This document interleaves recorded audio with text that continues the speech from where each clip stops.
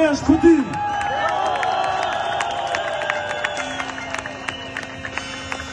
I kemi thonë 1001 arsye janë dhe ato i cekin për ditë nga 2 nga 3 që ti mbash manë. Përveç shumë krimeve që keni bërë. Keni bërë krime me naftën shqiptare. Shqipëria është një nga belgjet më të mëdha të naftës në Evropë dhe populli i Shqipërisë paguan naftën 2 euro litrin edhe sot. Është një krim i organizuar shtetëror që ju keni ditë me bo. Njerëzit e varfër të Shqipërisë paguajnë nga 6 taksa në litrin e naftës sepse ju jeni kusar, ju jeni kaçakar të ndyrë, ju jeni kriminal që e vjedhni popullin në çdo pore të jetës së tij. Për ta meriton burgu dhe do të shkosh në burg.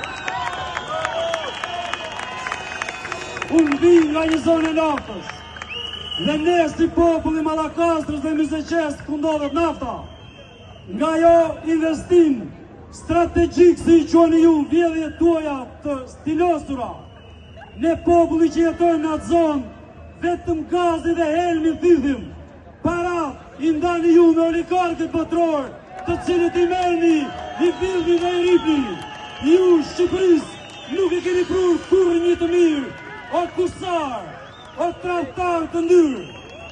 Ju nuk ju ka mjaftuar pasuria shqiptare. Ju keni bërë pazare edhe me troje shqiptare. Nuk do të harrohet kur, do të mbahesh mend si një njeri që i ka rënë gurit të drunit për të shitur atë dheun cep e cep, për të bërë pazar edhe për ato troje që momentalisht nuk janë brenda kufive të Shqipërisë shtetërore. Je një tradhtar dhe do të marrësh pas vete të gjitha ata tradhtar që kanë bashkëpunuar me Serbinë dhe me Greqinë.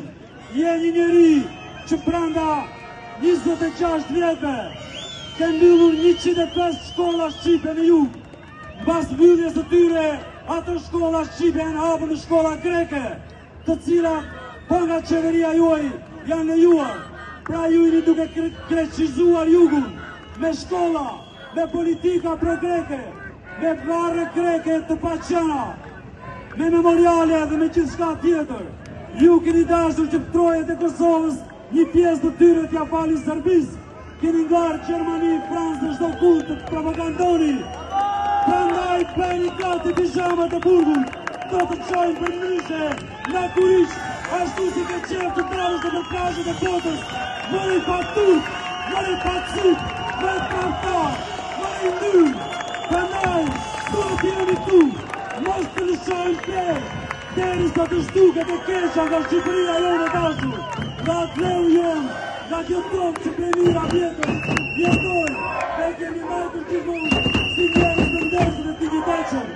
Ai, Edi Rama nuk mund të prezantojë shqiptarët, ai prezanton vetëm dukin e krimit të veshur me petkull e qeverisë, sistemin mafios të koordinuar me petkull e shtetit. I ka ardhur fundi kësaj kohe, të gjithë më shumë, nesër më shumë, hajdeni këtu nga gjitha anët e Shqipërisë të tike, të rëzojmë të keqen, rrëk Shqipëria, poshtë Tradhtia.